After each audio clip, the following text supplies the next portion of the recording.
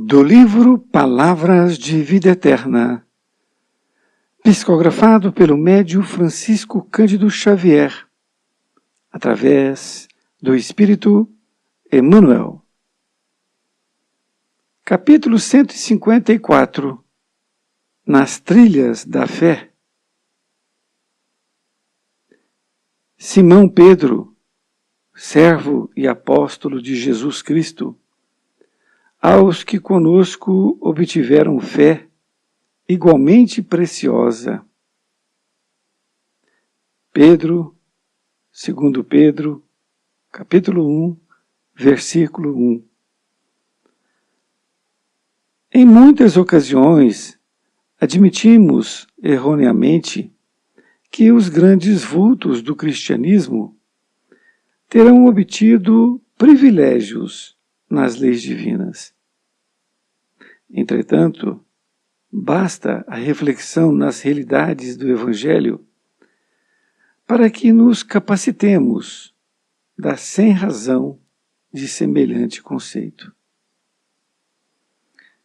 Simão Pedro nos fala da fé, igualmente preciosa, e raros vultos da história do Cristo poderão competir com ele em matéria de renovação pessoal.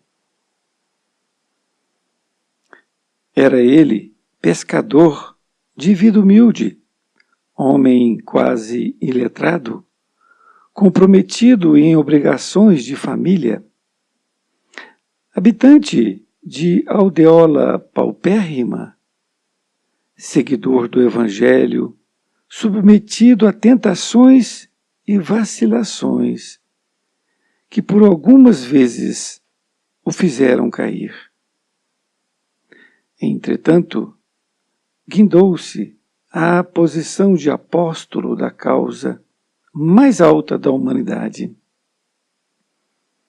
Ampliou seus conhecimentos, adquiriu importância, fazendo-se condutor e irmão da comunidade.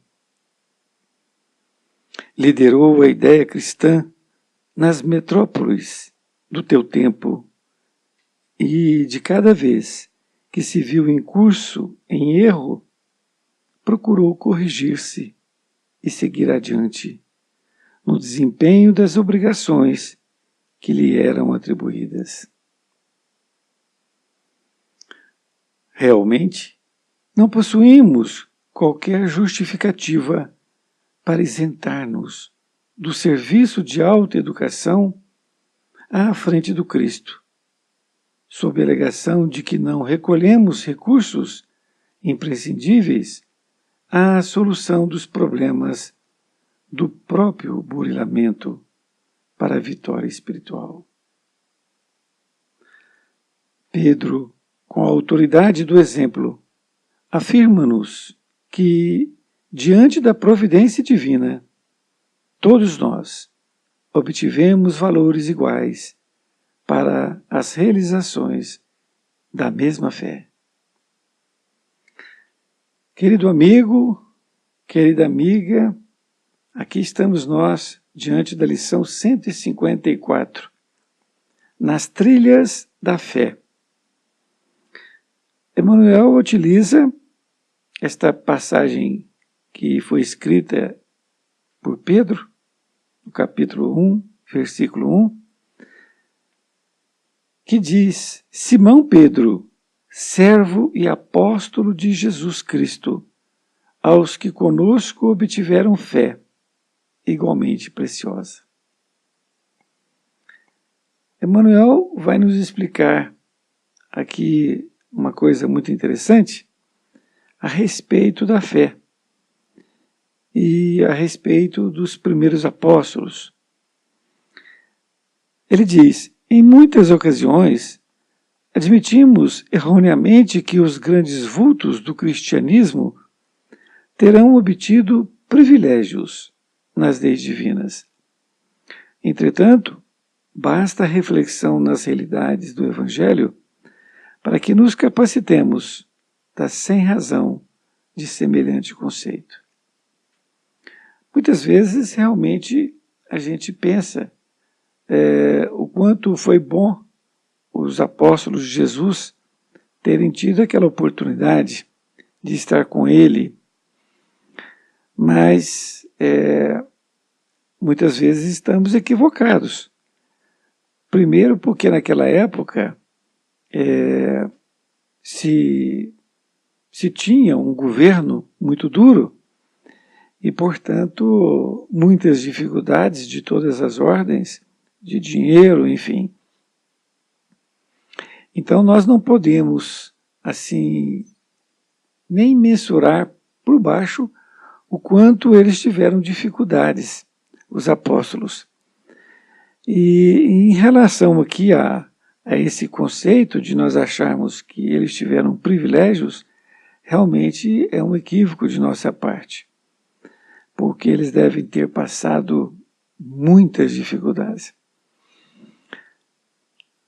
No segundo parágrafo, ele diz: Simão Pedro nos fala da fé, igualmente preciosa, e raros vultos da história do Cristo poderão competir com ele em matéria de renovação pessoal.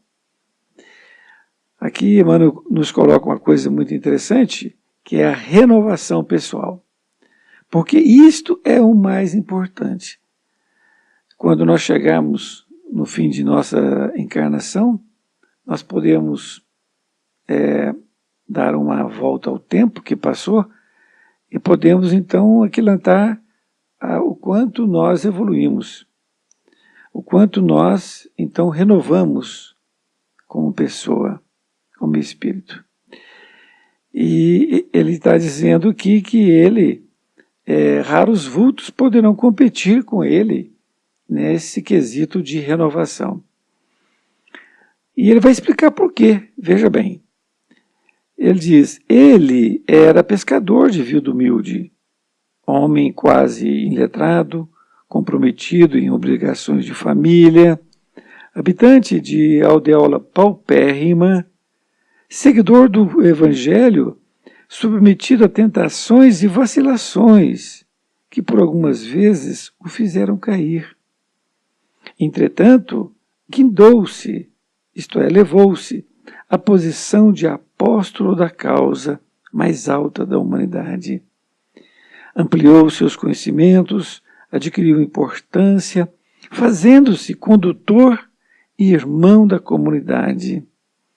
Liderou a ideia cristã nas metrópoles do seu tempo e cada vez que se viu em curso em erro, procurou corrigir-se e seguir adiante no desempenho das obrigações que lhe eram atribuídas.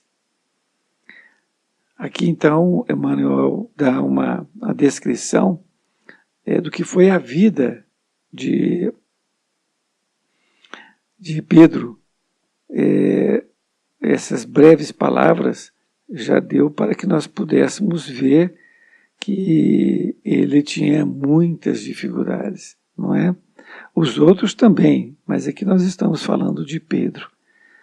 E ele conseguiu realmente se elevar, como aqui bem disse Emmanuel. Nessa outra parte diz: realmente não possuímos qualquer justificativa para isentar-nos do serviço de autoeducação à frente do Cristo, sob a alegação de que não recolhemos recursos imprescindíveis à solução dos problemas do próprio burilamento para a vitória espiritual.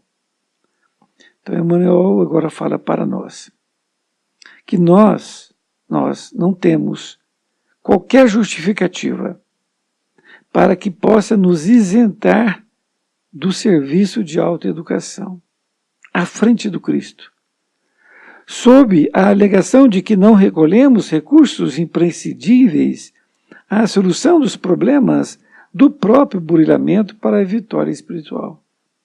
Então, de forma nenhuma, nós não temos justificativa nenhuma para que nós possamos fazer aquilo que deve ser feito somente por nós. É o burilamento da autoeducação. Na conclusão, Emmanuel diz: Pedro com a autoridade do exemplo, afirma-nos que, diante da providência divina, todos nós obtivemos valores iguais para as realizações da mesma fé. Então veja bem, se ele disse que todos nós recebemos os mesmos valores para realizar a nossa fé, nós não temos condições nenhuma de dizer que nós estamos com falta de alguma coisa, não é? O tempo que ele viveu, as dificuldades que ele viveu, e ele conseguiu. E por que nós não conseguimos, não é? Então o que falta chama-se boa vontade da nossa parte, de nós queremos seguir o Evangelho de Jesus, fazendo essa autoeducação, educação de nós mesmos. Somente quando nós nos educarmos é que nós podemos evoluir. A evolução se dá através da autoeducação. Foi bom estar com você, espero encontrá-lo em nova oportunidade e fique com Deus.